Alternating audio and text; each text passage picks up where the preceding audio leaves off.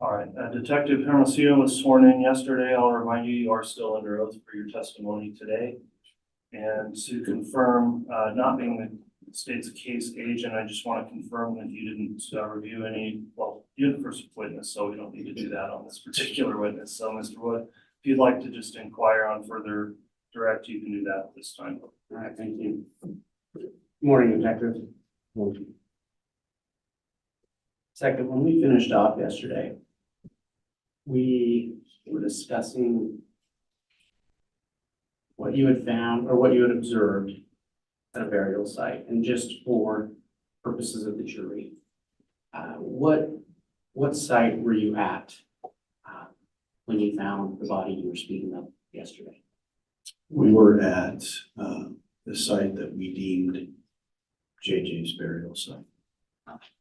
And where, Your Honor, if I could be given State's Exhibit 10A.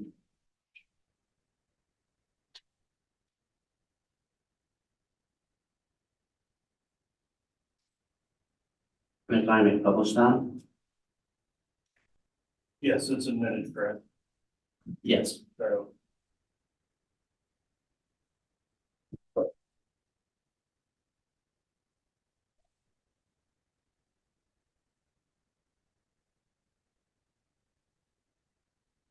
Detective, if you could, just for purposes of clarification with a pointer, point out the location you were speaking of.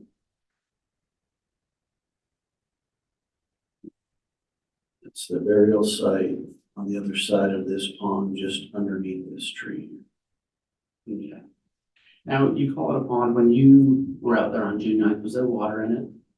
No, there wasn't.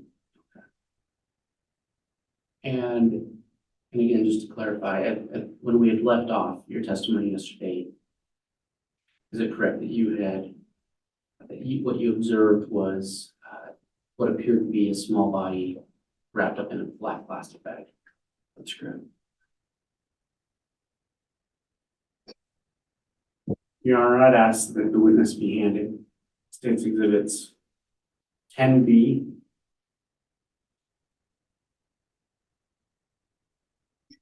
through 10M.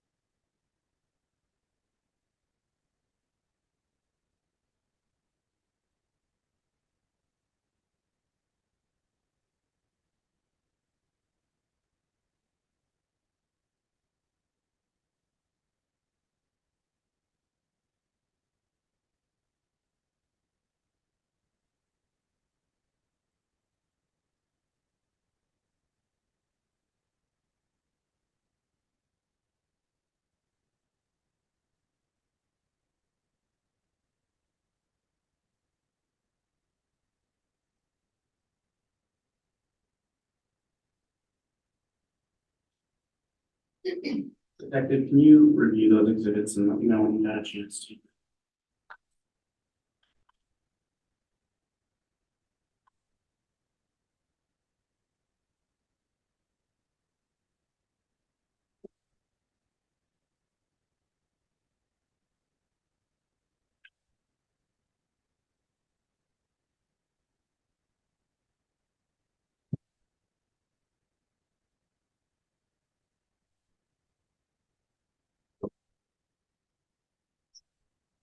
Detective, do you recognize state's exhibits 10B through 10M?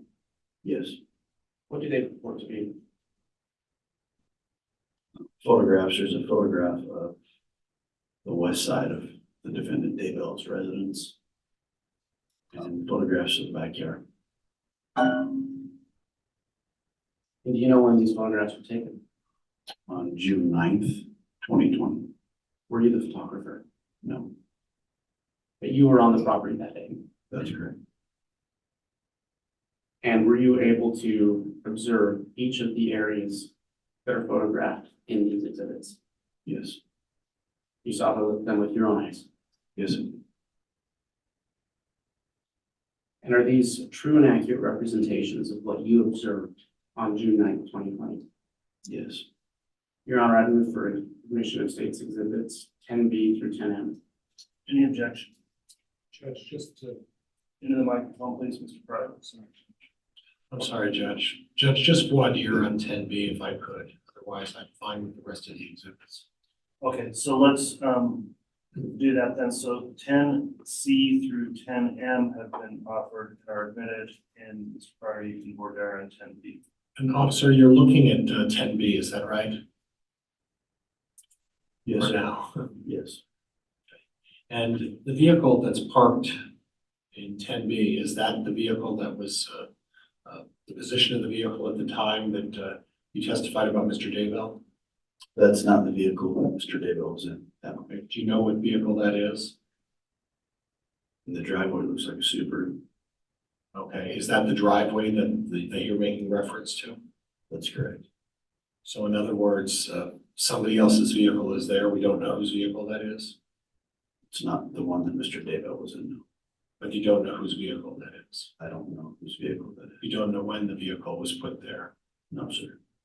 You don't know who the owner of the vehicle is. That's correct.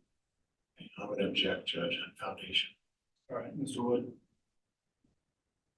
Thank you, Your Honor. Detective, so you don't know whose vehicle that is, correct? Correct. But you were still there that day. Okay. Do you recognize this as Mr. Daybell's residence? Yes, I do. And this is a true and accurate representation of Mr. Daybell's residence. Yes, it is. Your Honor, I think significant or sufficient foundation has been laid. All right, Judge, I just make a record that I'm objecting also on the basis of relevance. It looks like it's a picture of a vehicle in the driveway. okay. Well, the picture shows many things, including a vehicle. I'll allow the state to have this admitted, and sufficient foundation's been established, so 10B is admitted as well as the others. Detective, if you will, or Your Honor, may I publish? Yes.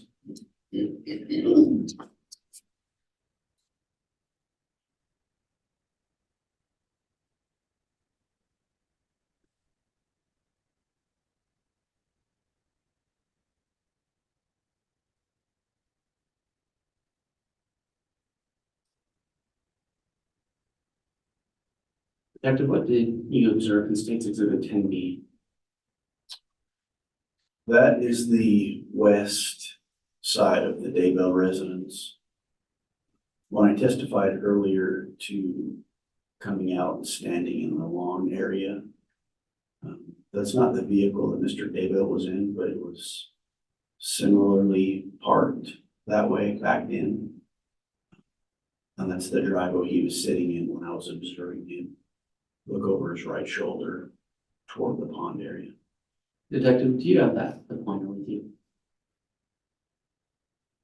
Can you point to where you were standing when you initially observed Mr. Daybell's behavior? I was standing here in this area. And then you said that you positioned yourself so that you could see what you thought he was looking at. That's correct. Where did you go then? I stood more towards the driveway area. The vehicle that Mr. Daybell was in was up further this way. It wasn't backed in as far as this vehicle in the photograph. And just to clarify, is that when you looked back and saw the activity under what became the first burial site? Well, I was looking forward at that time. I was facing this direction. And I aligned myself with Mr. Daybell, who was up here more, and he was looking towards this area here. Okay. Now, can you see the first burial site from where you're, from that location?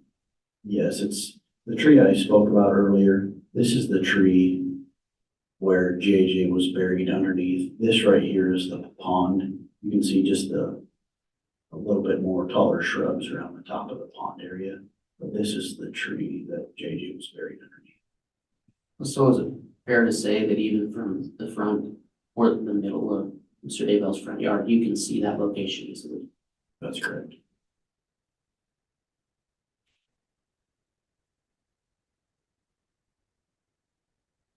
Detective, what did you observe in State's Exhibit C, 10C?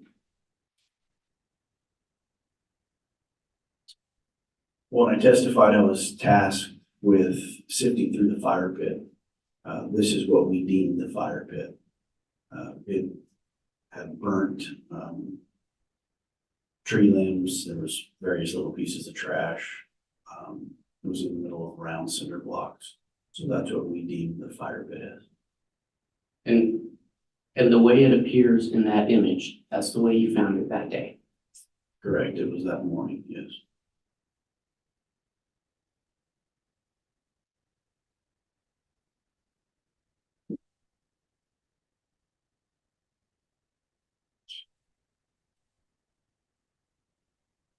And what do you observe in State's Exhibit 10D?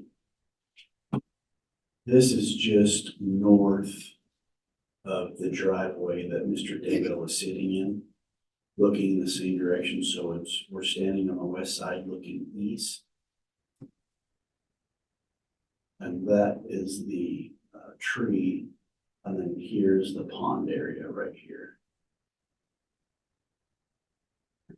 Detective, I'm going to put up State's Exhibit 10A again, and if you can point to the approximate location of where this picture was taken from.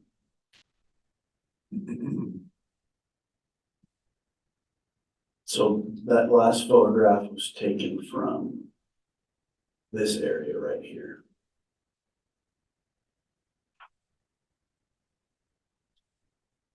And so it's fair to say from that location, you can easily see burial site number 1. Judge, I'm going to object at this point. There's been some leading questions. Continues. I'll sustain that last question, Steve. Right. From that perspective, what were you able to observe? Burial site number 1, JJ's burial site. Was it difficult for you to observe it from that location? The actual grave site on the ground, yes, from that location, but where the tree and the pond are, no, it wasn't difficult.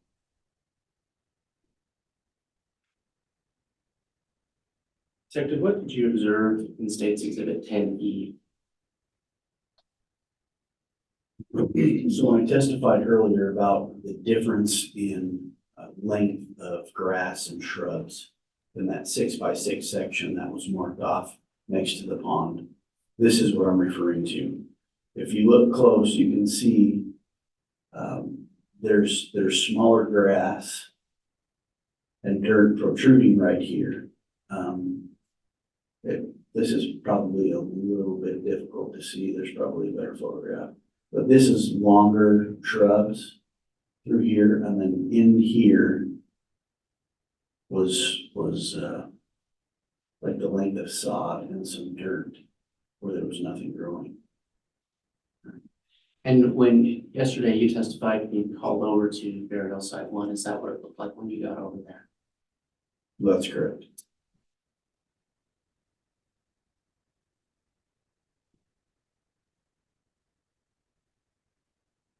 Detective, can you describe to the jury what you saw in State's Exhibit 10F?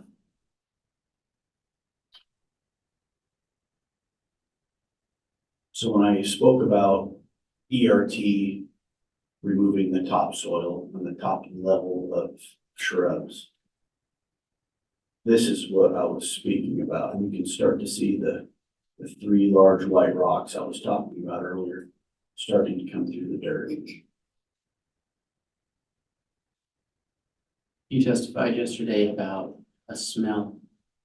Was this the same time that you began to smell what you described yesterday? Yes, as soon as they removed this and, the topsoil, that's when I instantly can smell the smell of a decomposing body.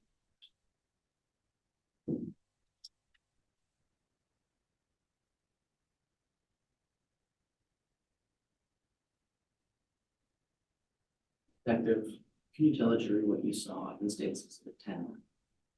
Or I'm sorry, 10G.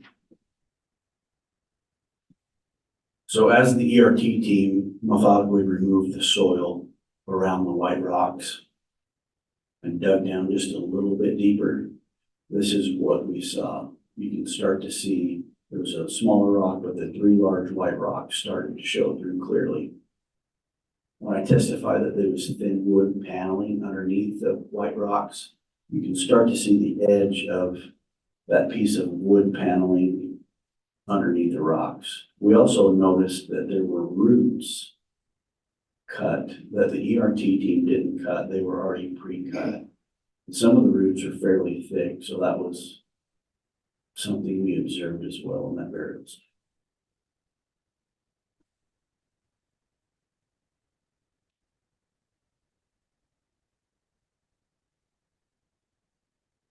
Detective, can you describe for the jury what you saw in State's Exhibit 10H? After the ERT team removed the white rocks, this is the two pieces of wood paneling that were underneath.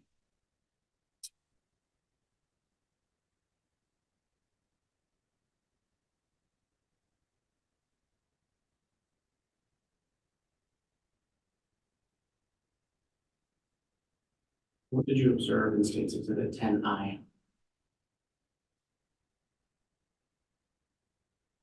I spoke earlier about the distinction in soil. Some of the soil looked wet or moist, some of it looked dry. Excuse me. What you're looking at here is once we remove the wood paneling, this is what was underneath, and you can start to see the distinction through here of the wet soil. And up here is just the dry soil. So the rocks and the paneling were all through here. So that was the other thing that we observed. And as we took the paneling off, the odor began to become a lot stronger. So we knew we were at the right spot.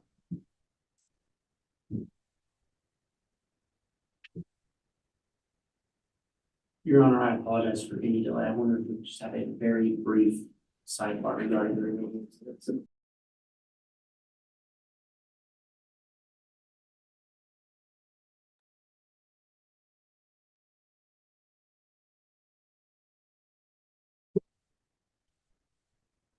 Mr. Wood, you can continue. Thank you.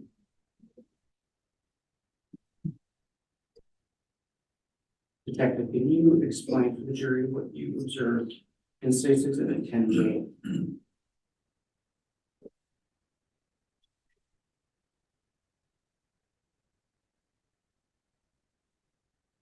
So once we started removing the wet soil, and I testified earlier to a black round object protruding through the dirt, this is what we started to see.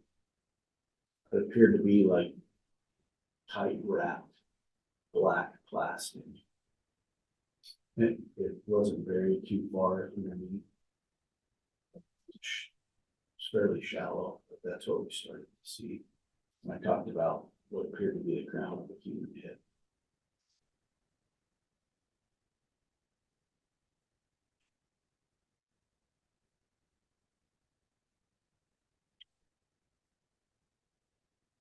Can you describe what you saw in State's Exhibit 10K?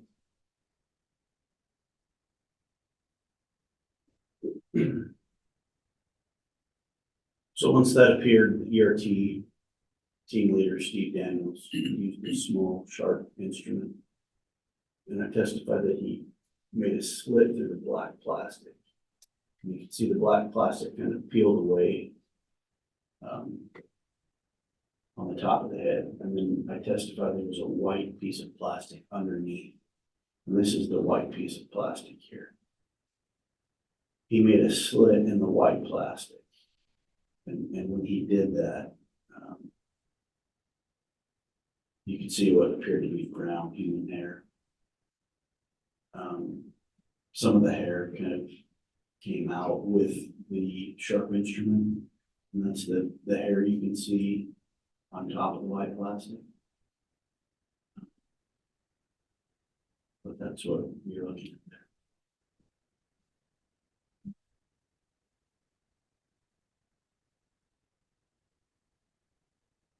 Roger, what you observed in States Exhibit 10L.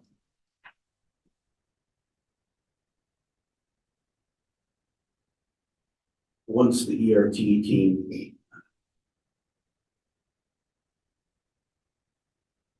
continued excavating, they removed all the soil on top of this small body that was wrapped in completely black plastic. I testified that it appeared to take the shape of a small body in black plastic. And this is what we saw here. It's probably a 4x2 grave, and I'm guessing at those measurements. But it started to take the shape of a small body, and then it had different pieces of duct tape throughout the black plastic on top.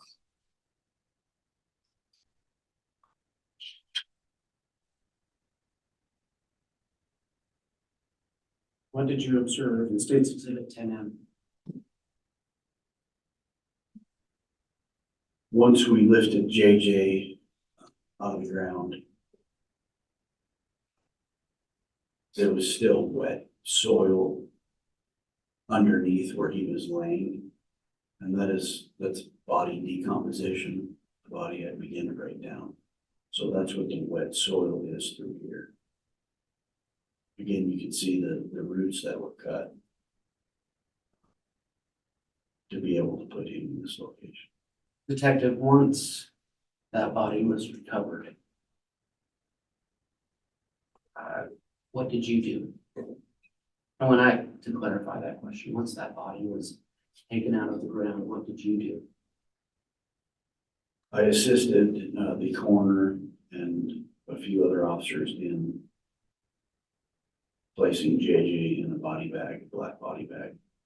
The coroner locked the body bag for evidence. We then put it in the back of the coroner's vehicle. The coroner and a Fremont County deputy drove the vehicle up to the morgue, and myself and Lieutenant Rockwell followed behind that vehicle. Once we were at the morgue, JJ was placed in the morgue, and then we returned back to the Daybell residence. Do you recall who the Fremont County coroner was? Brenda Dye. And do you recall what other officers traveled with you to the hospital? In my vehicle was just Lieutenant Ron Ball. With the coroner, Brenda Dye, I believe it was Detective Kaiman. And just for clarification, you had said this already, I apologize, but what hospital did you take them to? Madison Memorial Hospital And where is that located? in the city of Rexburg.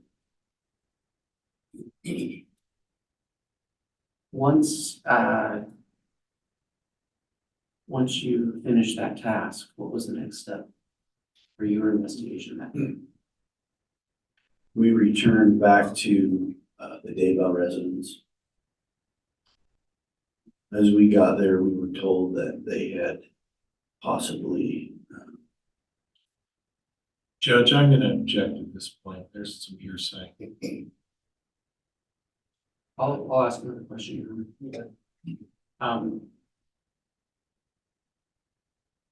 Without telling the jury what anyone told you, what did you do when you got back to the residence? we assisted in a second burial site. And when you got back to the residence, did you observe another burial site being looked at? I did. Where was that located? So through the course of our investigation, We learned that the Daybell family had deemed a section of the backyard as what they referred to as a pet cemetery. And we knew through talking to family members that the pet cemetery had a little black dog statue next to a post that kind of signified where the pet cemetery was. And so when I returned back from dropping JJ off at the morgue, I observed ERT digging in the pet cemetery area. And did you aid in that excavation? I did. What did you personally do? ERT began taking off top layers of soil in this specific area in the pet cemetery. Once they began to again see wet soil start to protrude through the dry soil, they slowed down, and we got on our hands and knees and began excavating that by hand. And by hand, did you use tools to do that? We did. They had small tools that we could use, trowels, like paintbrushes, things of that nature. Approximately what time of day was this?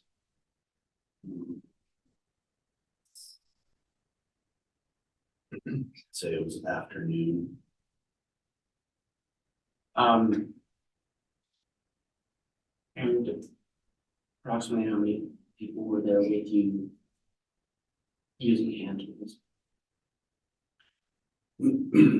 There was only a few of us at a time that could work because of the area, but also because of the smell.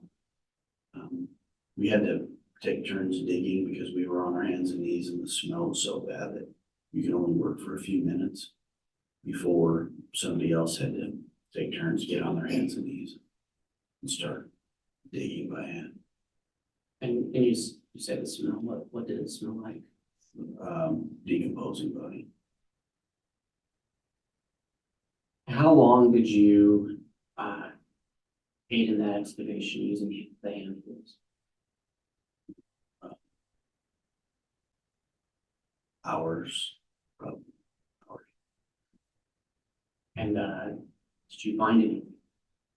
We did. We ended up digging down and started to uncover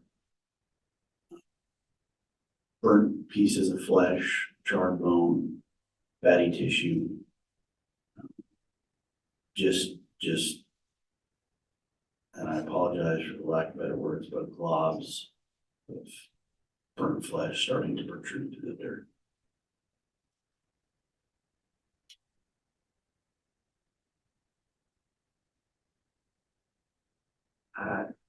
And once you found that, how long did you keep working that site that day? We worked probably until probably 4-ish in the afternoon. And you mentioned ERT, were they working there alongside you? They were. There was also other areas being excavated as well, the fire pit still. So everybody was kind of tasked with something different at that point.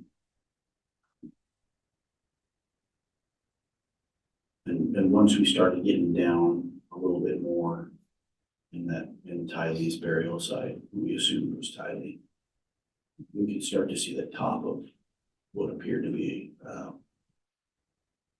something plastic and green. And at that point, the ERT team leader, Steve Daniels, decided we were done for the evening. When you were done for the evening, what happened? We had Fremont County Sheriff's Office, the Madison County Fire Department, bring in 2 large light trucks to illuminate the crime scene. The crime scene was taped off. We had officers from Rexburg City Police, deputies from Fremont County Sheriff's Office that remained on scene all night long, walking the perimeter to make sure that the scene wasn't compromised. and it was well illuminated. And, did you return the next day? Yes, we did. And when you returned the next day, who else returned? Everybody that was there the previous day. So ERT came back That's correct, yes. and other members of the FBI, Yes, Fremont County officers, yes. Rexburg police officers. Correct. And I believe you testified earlier that there were some attorney general investigators there as well. Yes, And they were all there that second day. that's correct. Approximately what time did you arrive that second day? We started fairly early. It was approximately 7 in the morning. And what did you start doing when you got there on the second day? I went back to Tylee's burial site. We had put up canopies to keep sunlight and wind. There was media, helicopters flying overhead, so we wanted to keep the scene from being compromised as much as we possibly could. And at that point, we got back down on our hands and knees and began digging again with those same little tools to get down to see what exactly we were going to take out of the ground at that point. And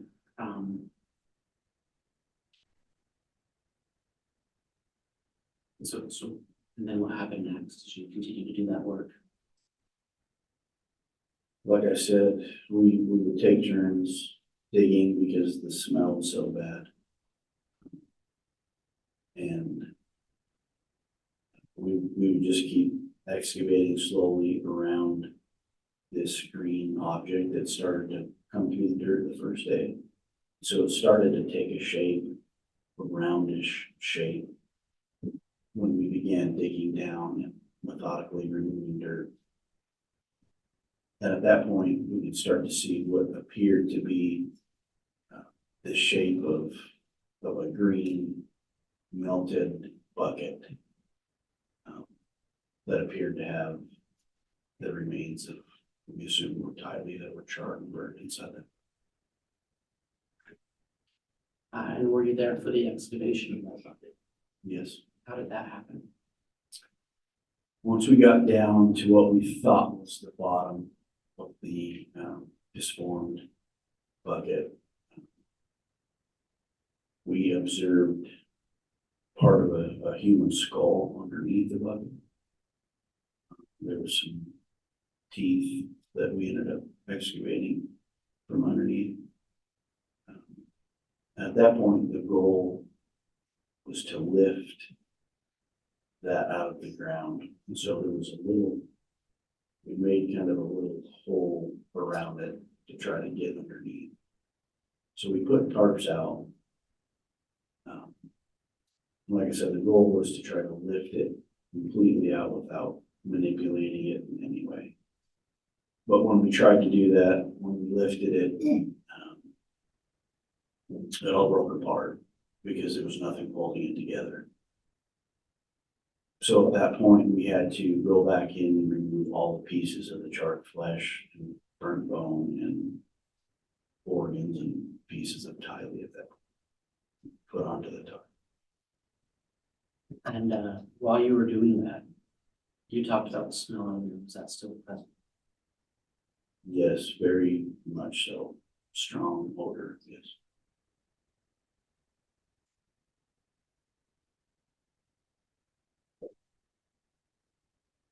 Were you able to observe the lack of a better word, total removal of that green bucket and its contents from that excavation site? We were able to lift everything out at that point. We put it on the blue tarp. There were photographs taken, measurements taken by ERT. Once that was completed, we dug down even further to make sure we didn't miss anything. Once we figured out everything was out of the ground, that tarred the most and Tylee's remains were then put into a body bag. In the coroner again locked the body bag for evidence purposes. And Tylee was also transported to the morgue. And did you follow along when Tylee was transferred to the morgue like you did in JJ? We did, we followed in the same manner. Myself and Lieutenant Ball. Once Tylee was placed in the morgue, we returned back to the Daybell residence.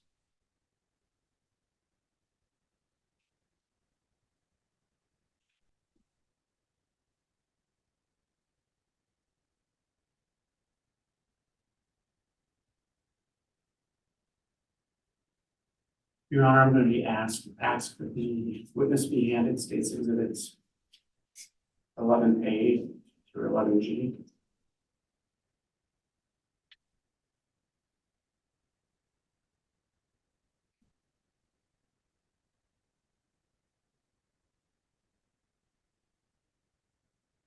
And Judge, for the record, I've previously reviewed these and I would object to admission of these as exhibits.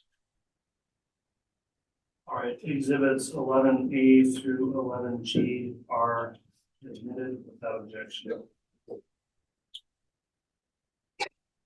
This time, as we get into this evidence, I'm gonna announce that because of the graphic nature of some of this evidence, I'm not going to be showing this on the court's live stream, nor to the general public in the courtroom. The jurors will be viewing the evidence as well as the parties are permitted to see that. In addition, the court will provide an opportunity for any victims that wish to see the evidence in a private setting to view it as it's now been admitted into the record. But we made arrangements to not display this to the general public. And so, Mr. Wood, with these exhibits, that's how we'll proceed. And we will not include that on the live stream, but you can discuss it on the record in open public with the witness.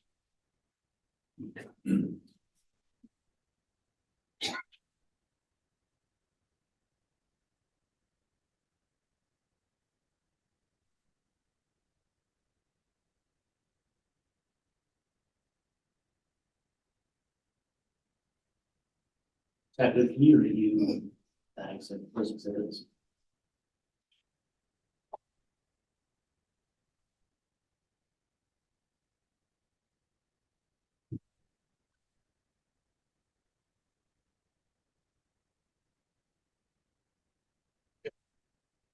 And Your Honor, I understand these are already admitted. I am still ask a few foundational questions just to establish knowledge. Very well. For the record.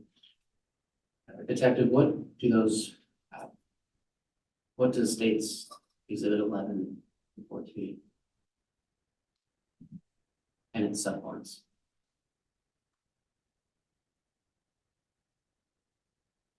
Photograph of the pet cemetery and photographs of Tylee as we took her out of the ground in her burial site. And were these photographs taken on June 9 and 10? That's correct, yes. And were you on the scene that day when those photographs were taken?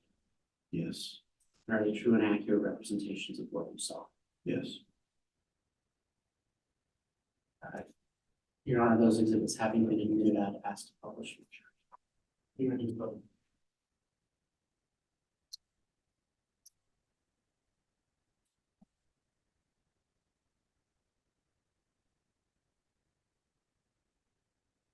Detective, before I publish that, I'm going to place State's Exhibit 10A up again.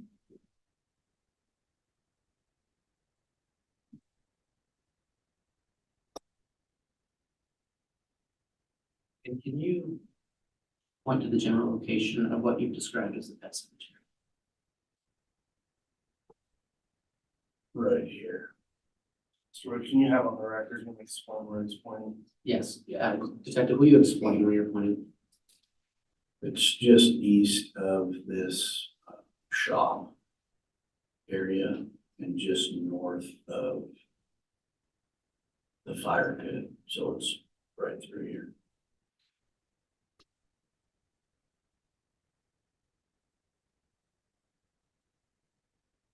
And Your Honor, I do think that the state's first picture under State's Exhibit 11 is okay for public consumption.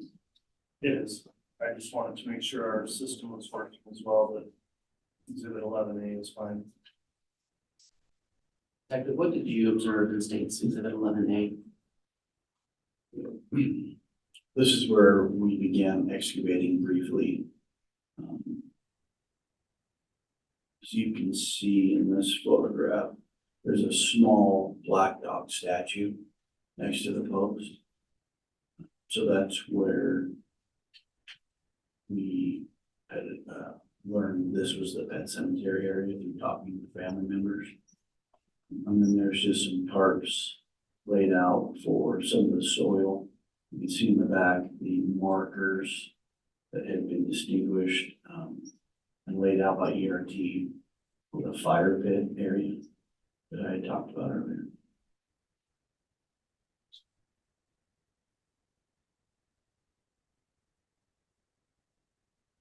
And Your Honor, I think at this point it's appropriate to turn to public access.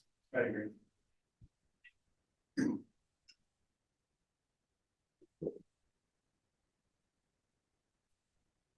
Detective,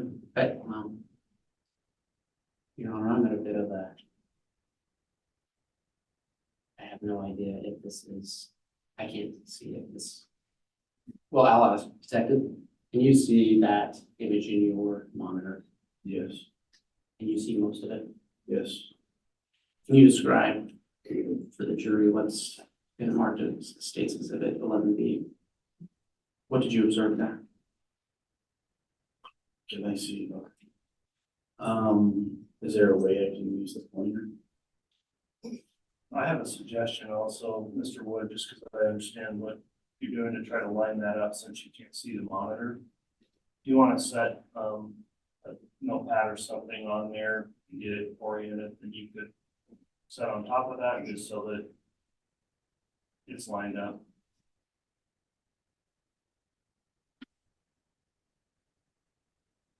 And if I could have the screen for 1 moment, thank you, Your Honor, for that suggestion.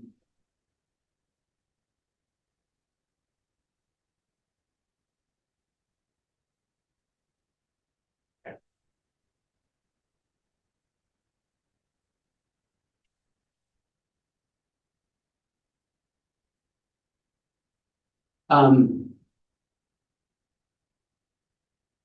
Detective, what did you observe in State's Exhibit 11B?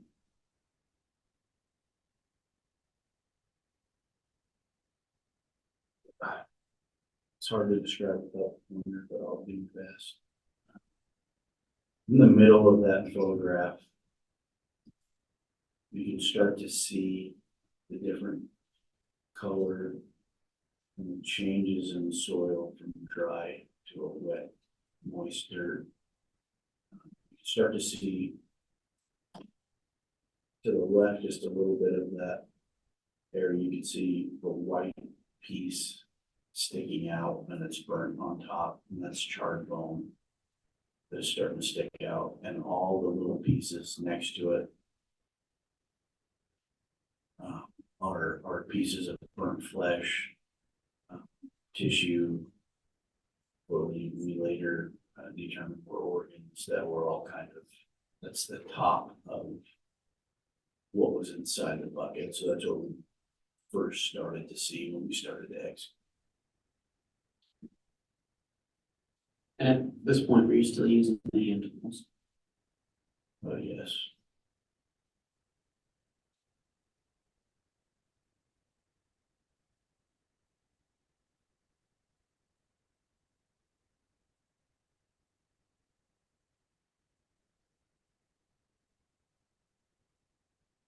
Can you explain for the jury what you observed in State's Exhibit 11C?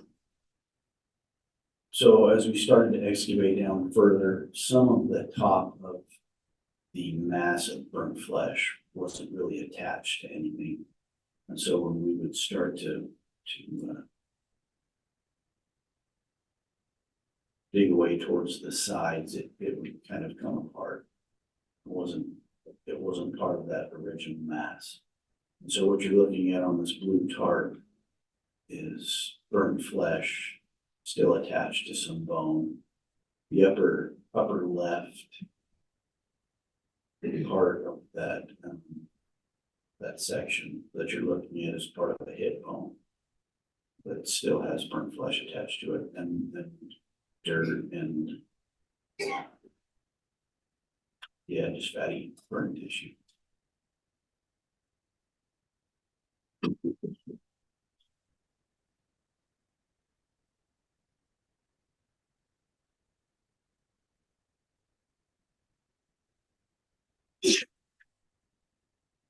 You described for the jury what you observed in State's Exhibit 11D. So when I talked about it started to take a roundish shape, this is what I'm referring to. And we dug around the sides of it, trying to get to the bottom, because like I said, the goal was to get underneath, have 3 or 4 guys in there and just lift it onto the tarp. So that's what you're looking at in this photograph, is just the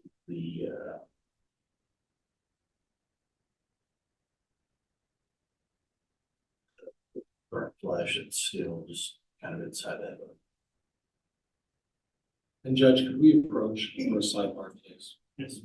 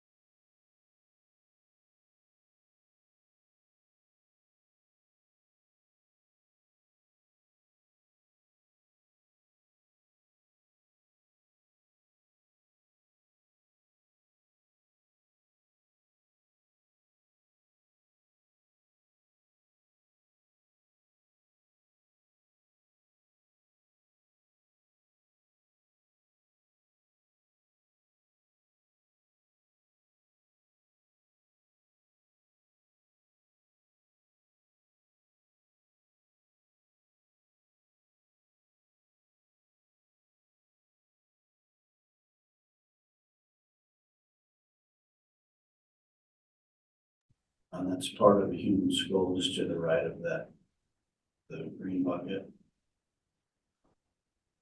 There were teeth there in the dirt as well. But that's what you're looking at, it's just a close up of the bottom of it.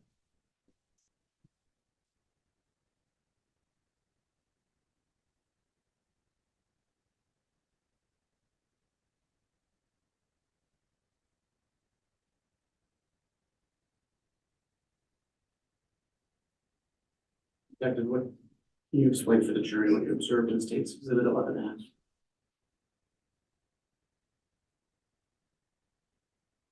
So once we removed that mass, and put it on the blue tarp, there was still some wet soil underneath. So we dug down even further to make sure that we had excavated everything we needed.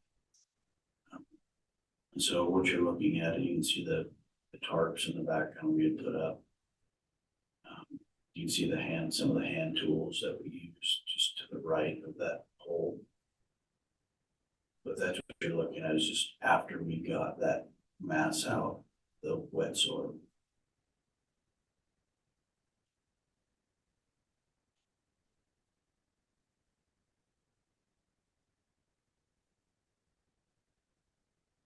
Detective, what did you observe in State's Exhibit 11G? So these were part of Tylee that kind of broke apart when we tried to lift it out of the ground.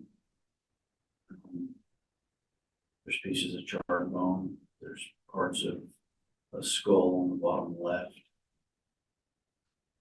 covered in dirt, and they're still burnt, rotting flesh still attached to the bone. So that's what you're looking at that one. These were the pieces that broke off.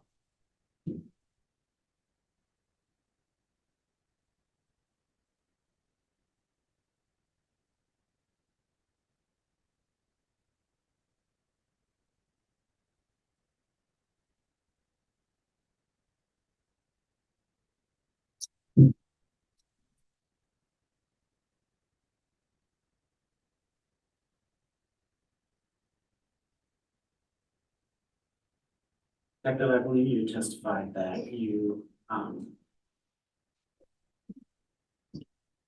assisted in transferring those remains to Madison County to the hospital, correct? Correct, I followed behind the corner. Was Lieutenant Ball with you again? He was. Once you got up to the hospital, what did you do? We observed the Fremont County coroner, Brenda Dye, transfer Tylee's remains into the morgue. The morgue was unlocked, but there was evidence they put up. And at that point, myself and Lieutenant Ball went back to the defendant Daybell's residence. And what did you do once you got back there? We assisted and made sure there were no other burial sites or anything that the ERT team needed assistance with. At that point, we decided that we were going to take JJ and Tylee to the Ada County Coroner's Office to have an autopsy performed. So roughly 4 p.m. on June 10th, 2020, it was decided that we were going to follow the county coroner with the remains of JJ and Tylee to the Ada County Coroner's Office for an autopsy the next morning. And when did you arrive in Ada County, approximately? Approximately 8 or 9 in the evening on June 10th. And what did you do once you got there? We went directly to the coroner's office, and JJ and Tylee were dropped off, and the coroner's office took custody of both JJ and Tylee. So that was later in the evening. Correct. And was an autopsy performed that night? No. When was the autopsy? The Judge, I'm gonna object. There needs to be some foundation. Overruled, if you know, you may answer. The autopsy was performed June 11th, early morning hours. Well, that was the next day. Correct. And were you present for that? Yes, I was. And where did that autopsy take place? at the Ada County Coroner's Office. So when you arrived at the coroner's office, what did you do first? Initially, when we arrived, we had a little debrief with the medical examiner, Garth Warren. He told us what he expected. Judge, objection. Grounds, Hearsay? sustained. You met with Dr. Ward. Correct. What was the purpose of that meeting? To debrief us on what to expect that morning.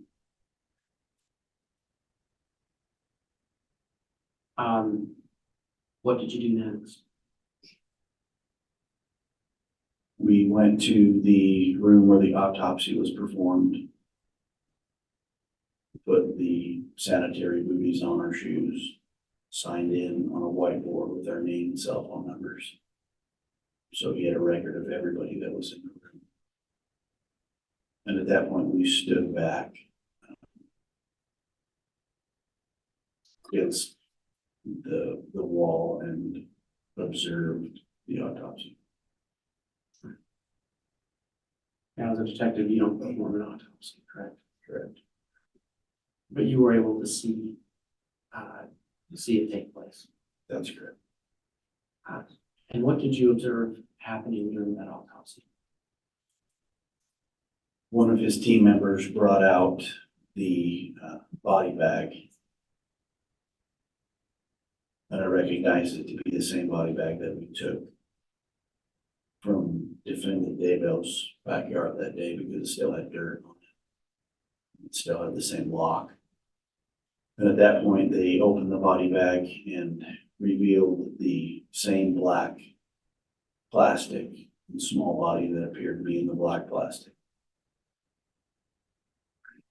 And then what did you observe? Dr. Warren and his team cut down the middle of the black plastic to open up what was inside.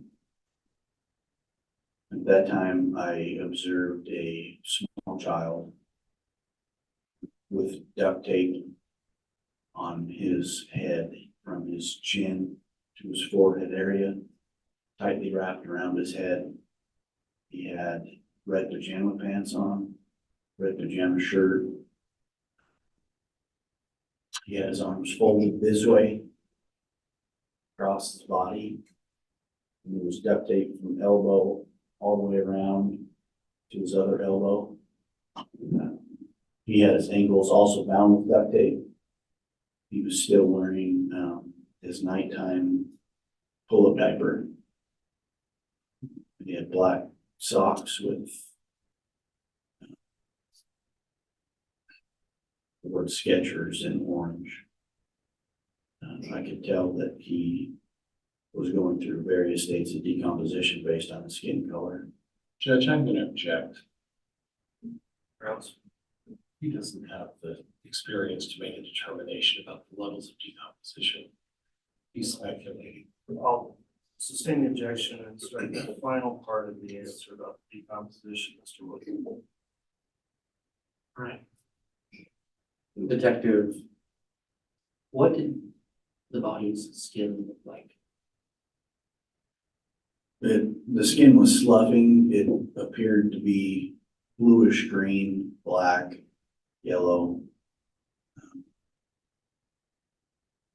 And through my training experience, going through and handling different dead bodies at different stages of decomposition, that's what I read. Judge, I'm going to object again. There's been no foundation for him to make that sort of medical assessment. He's not a medical doctor.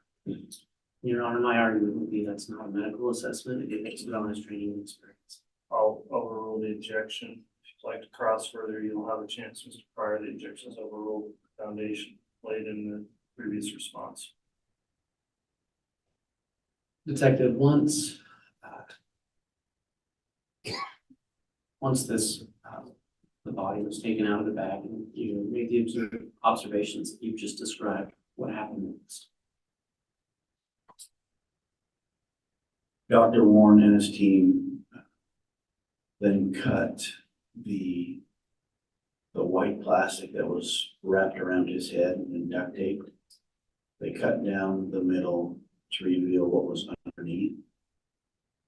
At that point, I observed another piece of duct tape stretched from JJ's jawline to jawline over his mouth. He also cut the several layers of duct tape from his arms, and it revealed some more duct tape that had his wrist bound underneath all those layers of duct tape. He then took his bottom pajamas off and shirt, and it also revealed the nighttime pull-up diaper he was still wearing. Now, Detective, you spoke about the duct tape and bag over the head, correct? Correct. And you've been referring to this as JJ. Yes.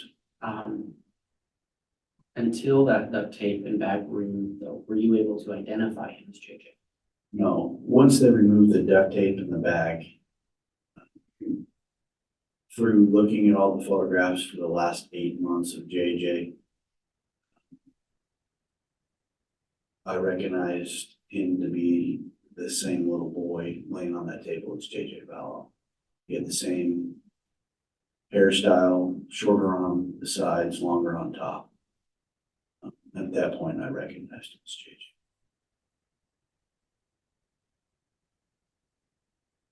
Once the clothing was removed, what did you observe happened next? Dr. Warren pointed out some bruising on his arms, on his ankles, on his chest. He also pointed out some scratch marks on the left side of his neck, just under the duct tape. At that point, Dr. Warren and his team performed the autopsy.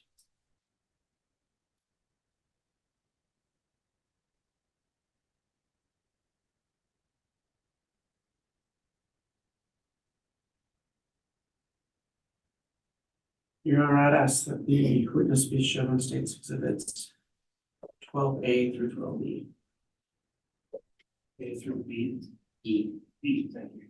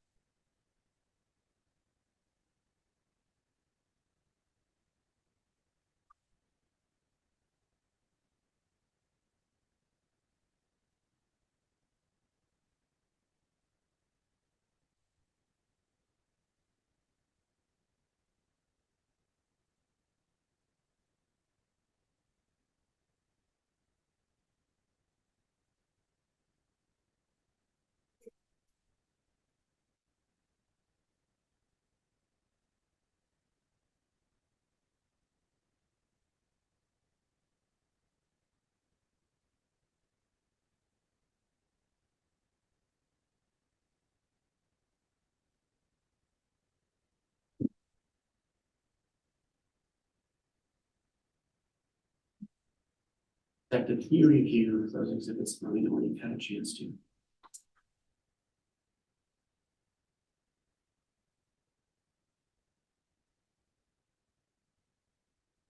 Yeah. Do you recognize State's Exhibits 12A through E? Yes, What do they purport to be? JJ Vallow laying on the table after they opened the black plastic. And were you present when those pictures were taken? Yes, You were in the same room. Correct.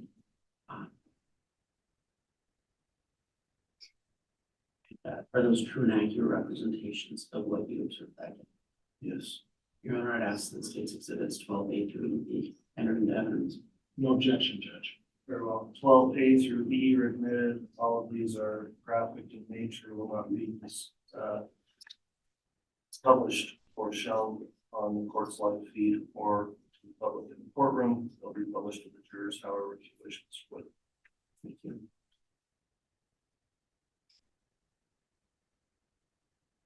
Detective, can you describe to the jury what you observed in State's Exhibit 12A?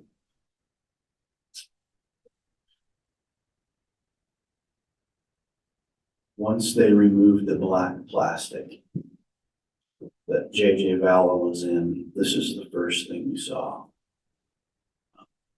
You can see on the white plastic on top of his head, that's the slit that was made when his head was sticking out of the ground. You can see the duct tape I testified to wrapped around his entire face. His red pajamas are still soaked with body decomposition. The level of duct tape on his arms is what really caught my attention.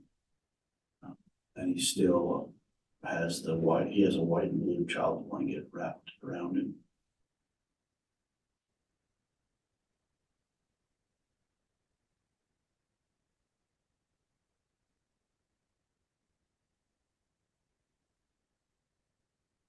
Can you describe to the jury what you observed in State's Exhibit 12B? This is the JJ's legs, his bottom half, he has his red pajama pants on still. His ankles, like I testified, are wrapped with duct tape. Those are his black Skechers socks that he had on. It's hard to see there too, but his legs and body are also soaked with decomposition.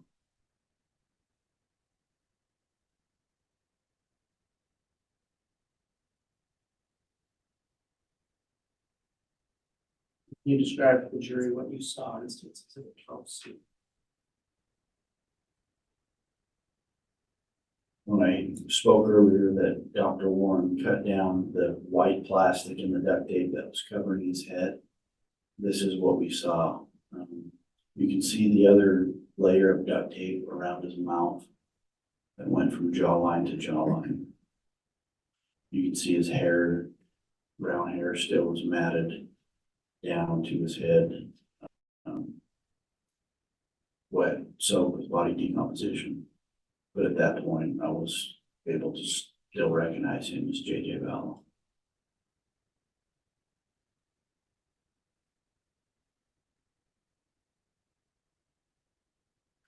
Did you observe in 12D? That's the white bag that was covering his head. It looks like blood in the bag. It's actually body decomposition, just breaking down. It appeared to be a normal trash bag. It had a red drawstring. And you can see, if you look close at the waffle style pattern, the expandable type trash bag. There's still pieces of duct tape that are attached. That's what that photograph depicts.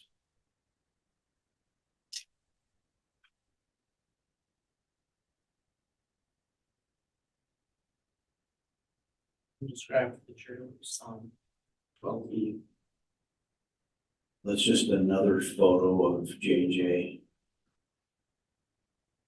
The tape is starting to lose its stickiness because of the way the body is. It's just a different photo or a different angle of JJ's face.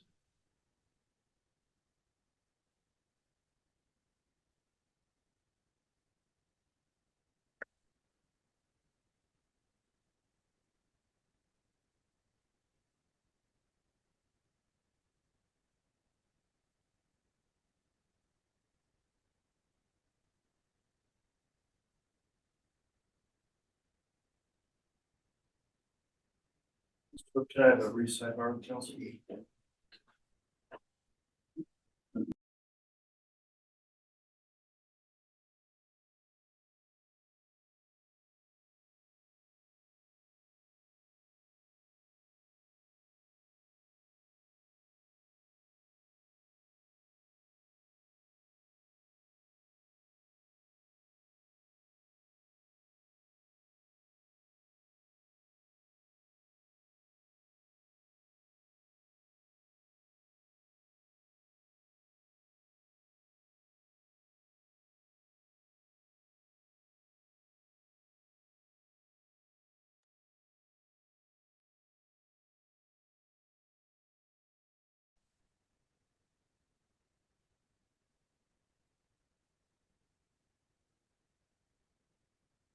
bit earlier than normal, but we are going to take a mid-morning recess at this time. We'll reconvene here about slightly before 10:30 to get started with additional testimony.